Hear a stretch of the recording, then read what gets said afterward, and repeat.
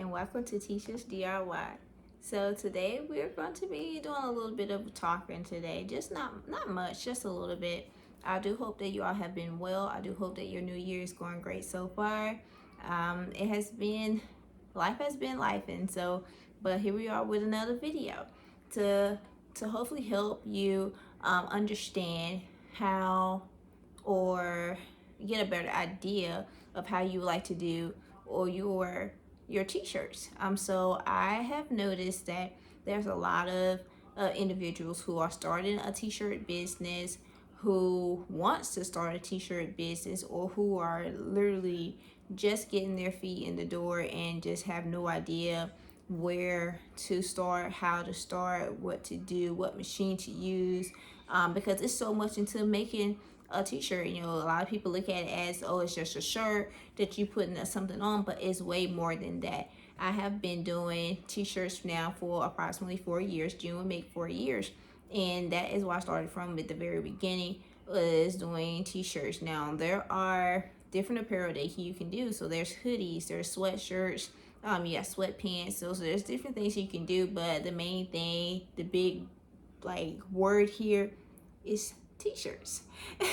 So but you kind of get the idea. So when you talk about doing apparel, there are numerous machines to consider. So you have sublimation, which is like the Sawgrass SG500. I can't think of the name off the top of my head right now of the other one, but you have the sublimation. You also have vinyl, which is the Cricut, the Silhouette, the Cameo. So different things like that, where you cut your vinyl and up here to your shirt or your hoodie or your sweatshirt using a heat press or an iron, or Cricut has the easy press. So it's different ways, basically just a hot iron. So you have that. Then you have screen printing. Then you have DTG, direct to garment. You have DTF, direct to film. So there's different things to consider when you're designing your shirts, or when you're making your shirts that you want to sell. You know, you want to make a hobby out of this, or if you want to make a business out of this, like this is your baby and you want to make sure that it goes great. You want to make sure you get a good start.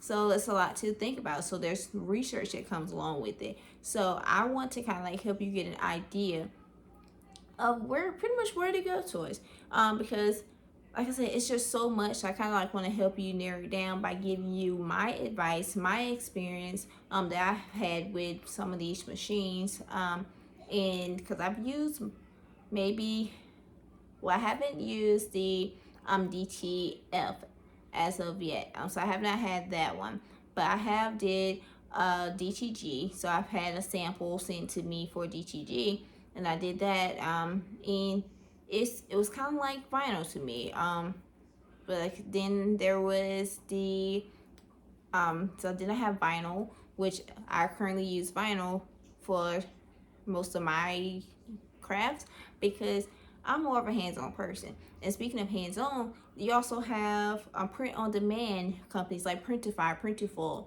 different companies like that do the print-on-demand. Then you also have drop shipping, so which is a trending thing. So that seems to be trending right now, just drop shipping, because that's for people who don't want to be hands-on. Say me, I would love to do that, but it didn't work out for me when I tried to do that, because I didn't put in the effort, I didn't put in the time. I am a wife, a mom, I'm also a scholar, so I'm also a student. I also work full-time as a North Carolina life insurance agent, and if, on top of that, running my businesses. So it's kind of like, oh my gosh, it's a little overwhelming, because I have Beyond Branding, and then I have, I'm trying to build Teachers DIY, where I can come and be more myself for you all, because it's more of a hobby, and I want to help you out. I want to help you out. I'm going to give you a little bit of what I know, okay? But anyway, so it's just, I didn't take the time. I know some people may say, oh, that's excuses, but to me, it was just too much, and I was just like, I'm just gonna stick with doing what I love, which is being hands-on, which is making my products for my customers and hand delivering to them, or package delivering to them myself. That's just what I like to do. But you can do that if you prefer to have a manufacturer or your seller who you choose. So there's like Alibaba, AliExpress. There's different companies that you can go with that will ship your items to your client. So you can have your shirts. And it's when it comes to drop shipping, oh, the list goes on. There's so many different things that you can do, and you can use a e-commerce website, which is your own website. You can list the product on your website, market your website. So whenever someone go and purchase it off of your site, then versus you actually getting the order, receiving the order, packaging the order, send it out to their client, their vendor will actually be the one who sends it out. So that is like a great benefit for those who have the time to put in on that. And then you have print on demand, which I also tried that as well. And I kind of like the print on demand because it gives you a little bit of wiggle room to make your design, but not only just make your design, you not just making a bunch of stuff like I do, just making it and having it sitting. It's print on demand. So they print it as it's ordered. That's pretty much how they do, and then ship it to your client, ship it to the person who ordered it. So that was great. But again, with that, it's just, I guess, because I'm more of a hands-on person. Again, you may not be a hands-on person. You may be like, okay, Tisha, I don't want to do all that.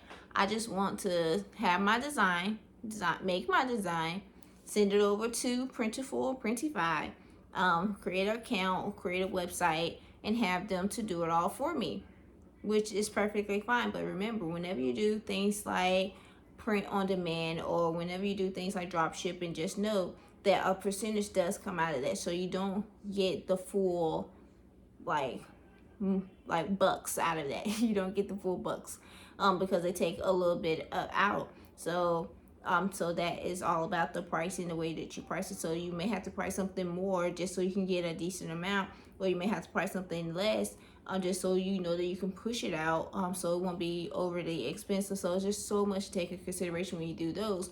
Then on the other hand, when you have vinyl, sublimation, DTG, DTF, screen printing, those stuff that you're doing yourself, you make your prices and you benefit off of that. So and then even with that, you still gotta make sure you're not cheating yourself. You still gotta make sure that you're making enough to get the products, get the items that you need to make the products, and on top of that, enough for you to profit, for you making a profit, for your labor, the work that you put in. So it's just so much to consider when you're doing all of that.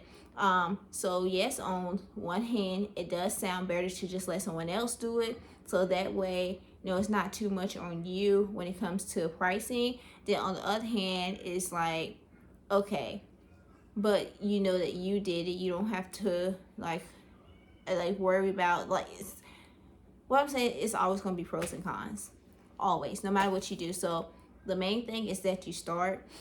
It takes money to make money, and you're going to go through a lot of products, material, machines. You're going to go through them. That's facts. You're going to go through them. This is my second Cricut machine. Then this right here is my backup heat press, because I had a 15 by 15, but I don't no longer have that no more. And then I went and invested in an embroidery machine because I wanted to give embroidery a try, which I absolutely love. And that's another thing. You can embroider logos on a shirt, so depending on the size embroidery you get, you can do a full design on the shirt as well. So it's just so many endless possibilities that you can do. But the main thing that I want you to take away from this is quality. Make sure that whatever way you go, whichever machine you use, whichever a method you decide to use to produce your products, to produce your vision, just make sure that it is of quality.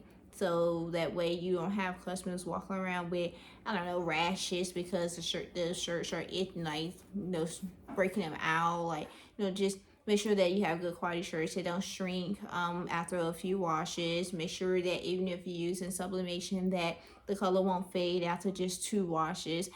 Because you also gotta make sure you have the right material. Like with sublimation, you have to have ceramic or polyester.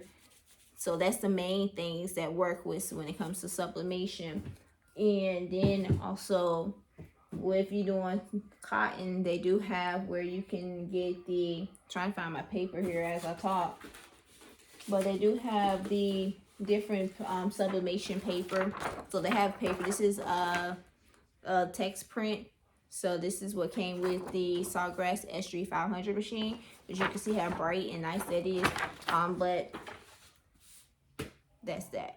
But if you want to do color, sure, such as black, the yellow, green, blue, whatever color outside of white, because I feel like the white is where colors pop the most, then you would then have to start going through an extra step, which is doing the maybe like the Caesar HTV and mask, where you can put color onto a cotton, not only cotton but any colored fabric at that. So that would be an option that you would have to include additionally when you use the Sawgrass machine. Also, when you using vinyl, you have to weed, and that can take hours depending on your orders. I have stayed up all night before just weeding alone.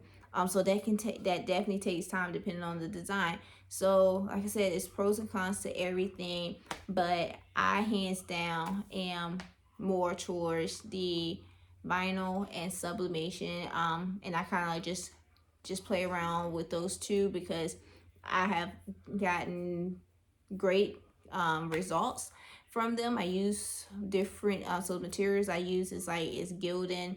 I also use Next Level, so that's the what I use, or Bella Canvas. So I use those and it works well for me. I have great reviews off of just those alone. So hopefully that helps you kind of like narrow down and give you an idea. And I'm pretty sure there's some more videos that's more in depth to better give you an idea. But what I would say is just go for it and start, because no matter what you choose, no matter what you do, there's going to be pros and cons. And no matter what you say, no matter what you do or what you choose, you got to learn. It's going to be a learning curve. Yeah, you got to learn. So hopefully this helps. And I will be starting a online coaching. So if you would like to join that, please email me at tishasdiy@gmail.com. So you email me, let me know that you'd like to sign up, and we will put that class together, the online course together, where you can virtually ask me questions.